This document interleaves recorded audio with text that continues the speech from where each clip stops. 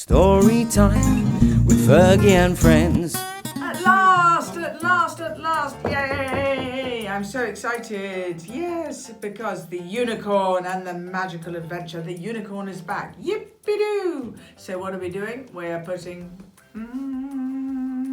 what are these? These are my reading goggles. Reading goggles on. Yep. And... hello, Granny and Grandpa and aunts and uncles and... girls and boys, here we go, story time. It is written by Claire Phillip and illustrated by Jordan Ray. How fabulous. And Miles Kelly. The Unicorn and the Magical Adventure. Well, how exciting. It was the first day of summer and the fair was open for business. Families were arriving from all around and the air smelled like candy floss and hot dogs. We love hot dogs. This year there was a new main attraction. It was a beautiful carousel ride. Oh, Roni, you'd be good on the carousel ride, wouldn't you, Roni? Yes, I would. I'd go very well on carrots. Roni, do you hear me? Yes, I hear you.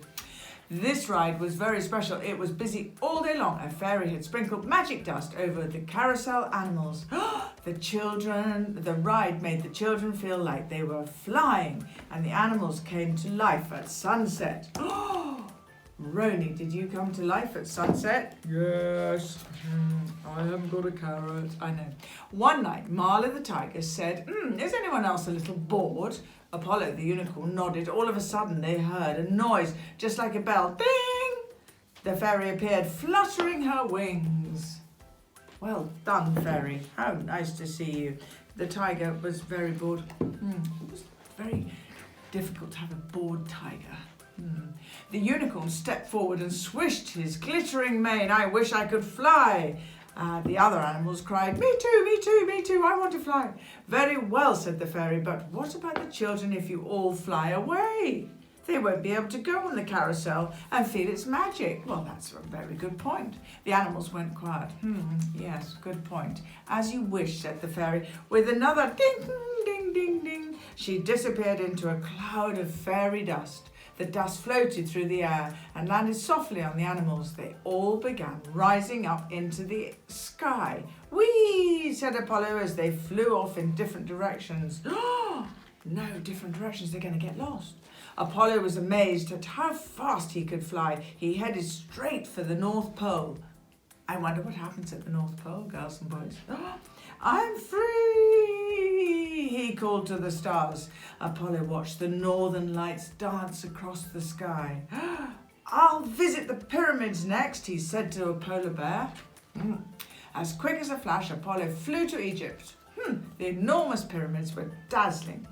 Wow, how did the humans build those, he laughed. Apollo visited the Great Sphinx. He stood and gazed at it for quite a while. He said, I wish I could ask my friends what they make of you. Well, yes, I bet. Next, Apollo decided he wanted to cool down. He flew further south and came to some really grand waterfalls.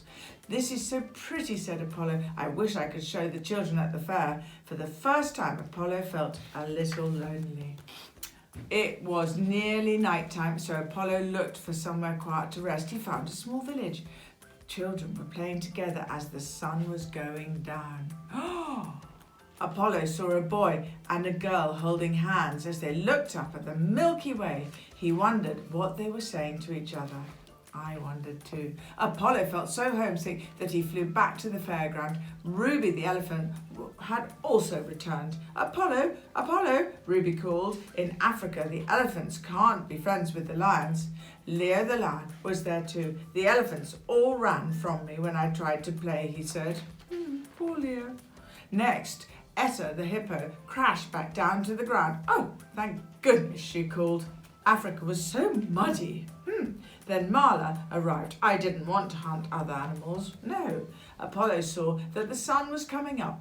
I wish we could be back on the carousel, said Apollo. With a loud ding, the fairy appeared again. And so it is, she smiled, scattering fairy dust once more. The animals got back on the carousel, and later that day, the children smiled with glee. enjoying the ride even more than usual. And there's the ferry, and there is all the carousel with all the animals on it. So thank you, Claire and Jordan and Miles Kelly, for a lovely, lovely, lovely book. There we go. Well done, Apollo. Fantastic. With Fergie and friends, with Fergie and friends.